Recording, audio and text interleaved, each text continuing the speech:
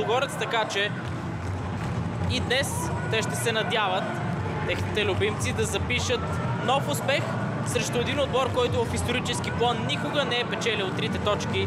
В следващите над 2 часа пък Лудогорец и Арда влизат в битка за 3 точки в последния двубой от съботния ден в третия кръг на F5 лига. Начало на срещата. Аз съм Виктор Пенев и ви пожелавам приятни мигове. Удара, който той получи в двубоя с Динамо Минск, тук в Разград. Удар, който донесе немалко болка за състезателя. Болка, която обаче той превъзмогна, доигра двубоя, играе в гостуването. А сега Сон отбелязва първото попадение. Още в 8-та минута Лудогорец успява да излезе напред в резултата след страхотна комбинация от двамата крайни бранители в състава на Георги Дерменджиев. Дени Групер центрира отляво, за да може Сон не обезпокоява в наказателно.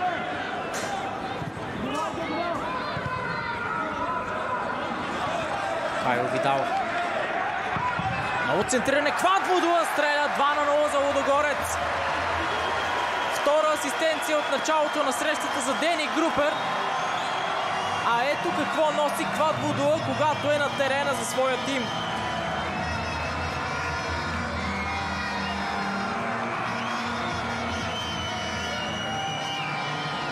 За способността на швейцареца да... Едвин Куртулуш.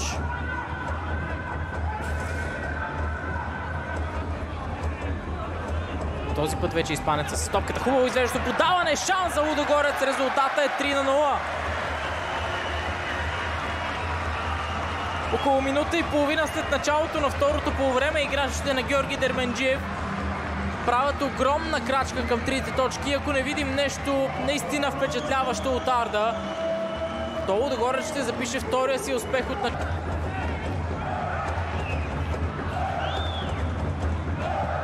Педро Нареси с извеждащо подаване към Спас Делев. Спас Делев овладява топката на границата на наказателното поле, стреля 4-0 за Лудогорец. Великолепно изпълнение от страна на Спас Делев, който отбелязва едно от най-хубавите попадения от началото на този кръг. Страхотно подаване от страна на Педро Нареси. Добър контрол от Спас Делев.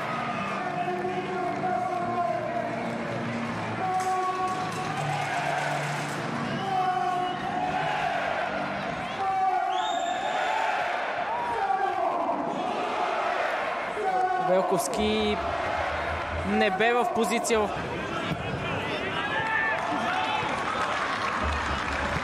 Сон към Спас Делев. Добра комбинация между двамата изпанеца в наказателното поле. Изстрел на Сон. 5-0 за Лудогорец.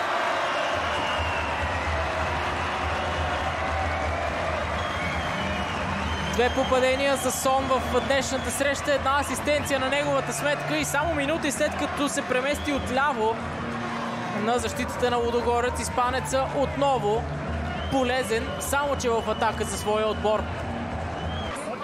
Едно попадение за отбора на Арда. Попадение, което би било изцяло почетно. Центриране. Ето го изстрела и голът за Арда е на лице. Феликс Ебоа е човекът, който засече подаването към себе си и не остави никакви шансове на Хенрик Бонман.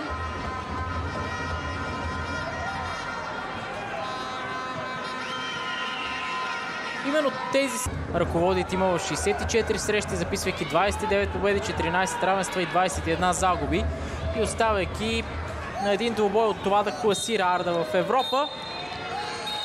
Има времето да го направи през този сезон.